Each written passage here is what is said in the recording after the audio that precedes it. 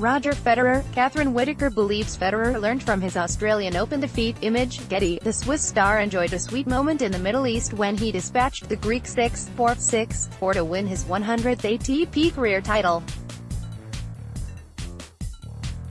In January, his hopes of winning a sixth and third consecutive Australian Open title were dashed by Tsitsipas. The 20-year-old enjoyed his coming-of-age moment in Melbourne in the round of 16 as he won in straight sets to reach the quarter-finals. Having blown the chance to win a century of titles at the Paris Masters and ATP World Tour finals at the end of last season, Federer was desperate to get the milestone out the way early this year. According to tennis pundit Catherin Whitaker, the straight sets victory over Tsitsipas in Dubai showed that the 37-year-old has learned from his mistakes down under. The story of the day besides the 100th title for Federer was that he was brilliant, smooth as silk.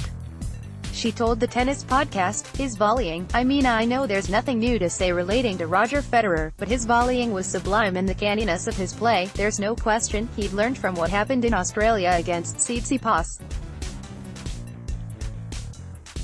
Roger Federer. Stefanos Tsitsipas beat Federer at the Australian Open. Image, Getty. Roger Federer. The Swiss was rocked at the Australian Open by Tsitsipas. Image, Getty. He came out there with the perfect tactics and execution and a shaven chin. Federer crushed Borna in straight sets in the semi-finals with a superb performance, meaning his confidence levels were sky-high before the final. He was absolutely motoring as he was against Borna in the semi-finals, which was just no contest at all. Whitaker continued, Coric looked like he barely had the energy to do the walkout onto court and the wave.